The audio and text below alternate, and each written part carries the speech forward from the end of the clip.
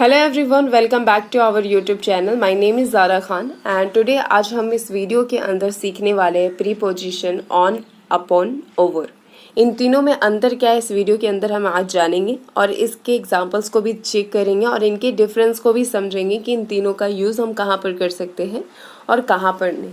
So meaning and examples with tricks for understanding the differences. So let's start. On का मतलब होता है हिंदी में पर, जो कि इंडिकेट करता है पोजीशन को above and in the contact with a surface.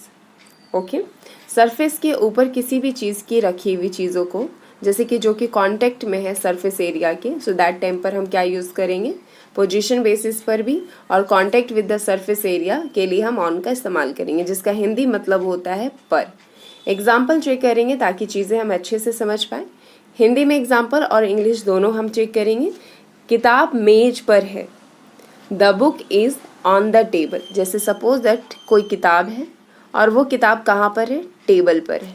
Okay, so the book is on the table. बिल्ली छत पर है, तो hair is the like suppose that ये क्या है, हमारा रूफ है और रूफ पर क्या है, हमारी बिल्ली है। सो दैट टाइम पर यहाँ पर क्या इंडिकेट कर रहा है, दैट सरफेस एरिया पर कैट है, राइट। तो बिल्ली छत पर है, the cat is on the roof. दीवार घड़ी पर है, here is the wall, and इसके ऊपर जो सरफेस एरिया के कांटेक्ट में है यहाँ पर क्या है, जो हमारा है क्लॉक है। सो यहाँ पर क्या यूज़ करेंगे, the clock is on the wall. टोपी सिर पर है, तो यहाँ पर क्या हो जाएगा, the hat is on the head. Cup तस्तरी पर है, the cup is on the saucer. So trick क्या है, ट्रिक को हम चेक कर लेते हैं। On is used when something is in contact with a surface. If you can touch the surface directly use on. जब भी कोई भी सरफेस एरिया पर कोई चीज़ रखी हुई टच कर रही है, दैट टाइम पर हम यूज़ करेंगे ऑन। एग्जाम्पल जैसे कि if a pen is touching the surface of a table, say the pen is on the table. Upon, upon का मतलब भी होता है पर, बट इनका यूज़ कहाँ होता है और ऑन और अपॉन में डिफरेंस क्या होते हैं इस वीडियो के अंदर हम समझेंगे। अपॉन का मतलब होता है पर, एंड अपॉन को मोर फॉर्मल माना जाता है रादर देन ऑन, और literary form of on indicating position और movement to a surface. Position भी इंडिकेट करता है और movement to a surface, that time पर हम अपॉन का इस्तेमाल करते हैं। एग्जाम्पल हम चेक करेंगे, बट उससे पहले हम समझेंगे कोई चीज़ जो कि ऊपर है और उसके ऊपर कोई चीज़ है, दैट टाइम पर भी हम अपॉन का इस्तेमाल करते हैं। अदरवाइज हम अपॉन का यूज़ करते हैं जब कोई ऊपर में रखी हुई चीज़ मूवमेंटेबल हो, जैसे कि हिलती डुलती हुई चीज़ हो, तो दैट टाइम पर भी हम अपॉन का इस्तेमाल करेंगे। जैसे कि पहाड़ों पर बर्फ़ है, तो यहाँ पर इसका इंग्लिश हो जाएगा, there is snow upon the mountains.